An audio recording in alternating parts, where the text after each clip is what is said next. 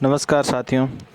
आज हम चर्चा करेंगे आत्मनिर्भर भारत के लिए हमारे देश के प्रधानमंत्री श्रीमान नरेंद्र मोदी ने 20 लाख करोड़ की बजट की घोषणा की थी। उसका लाभ कैसे, किसको, कहाँ पे लगना है, इसके बारे में मैं आपको कुछ बता रहा हूँ।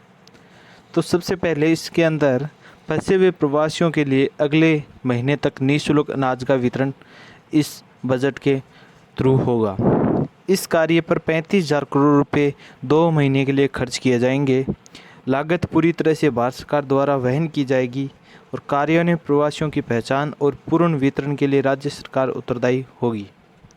इसके बाद में है किसानों के लिए 30,000 करोड़ रुपए की अतिरिक्त इमरजेंसी वर्किंग कैपिटल फंडिंग होगी। ये इस वर्ष के दौरान सामान्य पुनर्वित्त मार्ग के माध्यम से नाबार्ड द्वारा 90,000 करोड़ प्रदान किए जाएंगे। 33 राज्य सरकारी बैंकों, 351 जिला सरकारी बैंकों और 43 आरआरबीएस को उनके ऋण के आधार पर फ्रंट लोडेड ऑन टेप सुविधा। लगभग 3 करोड़ किसानों, ज़्यादातर छोटे और सीमांत किसानों को लाभ। खराब फसल कटाई और वर्तमान खरीद को पूरा करने में सहायक। किसान क्रेडिट कार्ड के माध्यम से किसानों को 2 लाख करोड़ का रियायती ऋण प्रोत्साहन। किसान क्रेडिट कार्ड के माध्यम से पीएम किसान लाभार्थी को रियायती ऋण प्रदान करने के लिए विशेष अभियान चलाया जाएगा। मछुआरों और पशुपालन किसानों को भी इस अभियान में शामिल किया जाएगा। मार्च 2021 तक प्रवासी भारतीयों में किसी भी फेयर प्राइस शॉप से पीडीएस का लाभ ले सकते हैं। पीडीएस की 83% आबादी वाले 23 राज्यों में 67 करोड़ लाभार्थियों को अगस्त 2020 तक राष्ट्रीय पोर्टेबिलिटी द्वारा कवर किया जाएगा। मार्च 2021 तक 100% राष्ट्रीय पोर्टेबिलिटी प्राप्त की जाएगी।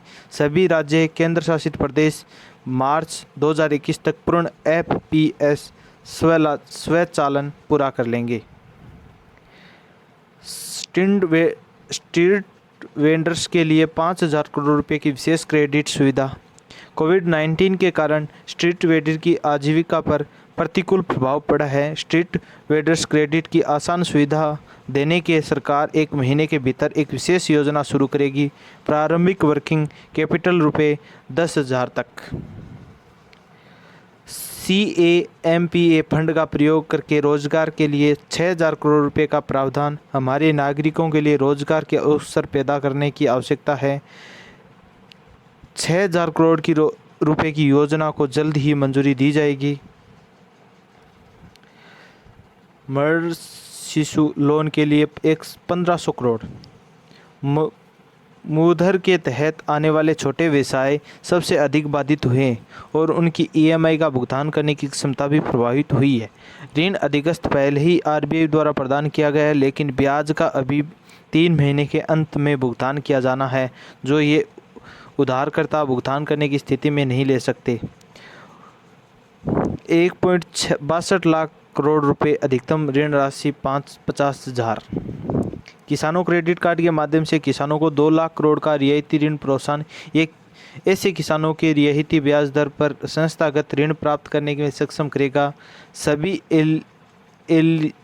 एलिजिबल किसानों का कवर किया जाएगा और उन्हें लगभग 2 लाख करोड़ रुपए का प्रभाव से लाभ होगा। स्ट्रीट वेंडर्स के लिए 5,000 करोड़ रुपए की विशेष क्रेडिट सुविधा होगी। प्रवासी श्रमिकों, शहरी गरीबों के लिए सस्ती रेट हाउसिंग कॉम्प्लेक्स।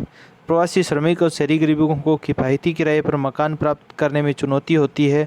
सरकार प्रवासी श्रमिकों और शहरी गरीबों के लिए PMAY के तहत एक योजना शुरू करेगी, जिससे सस्ते किराए पर जीवन यापन कर सकें। शहरों में उपलब्ध सरकारी खाली मकानों में रियायती किराए के माध्यम से PPA मोड के तहत अफोर्डेबल रेंटल हाउसिंग कॉम्प्लेक्स में परिवर्तित किया जाएगा। शहरी गरीबों के लिए सस्ती रेट हाउसिंग कॉम्प्लेक्स विनिर्माण इकाइयों, उद्योगों, संस्थानों को अपनी निजी भूमि पर अफोर्डेबल रेस्टिंग हाउस कॉम्प्लेक्स विकसित करने में और संचालित करने के लिए प्रोत्साहन। इसी के तर्ज पर राज्य सरकार व केंद्र सरकार संगठनों को अफोर्डेबल रेंटल हाउसिंग कॉम्प्लेक्स विकसित और संचालित करने का प्रोत्साहन। धन्यवाद। इतना ही था। नई ताज़ा अपडेट के लिए चैनल को सब्सक्राइब करें। मैं ऐसे ही भारत सरकार, केंद्र सरकार की जो योजनाएं होंगी उनको बारे में आपको जानकारी प्रदान करता रहूँगा। जय हिंद, जय भारत।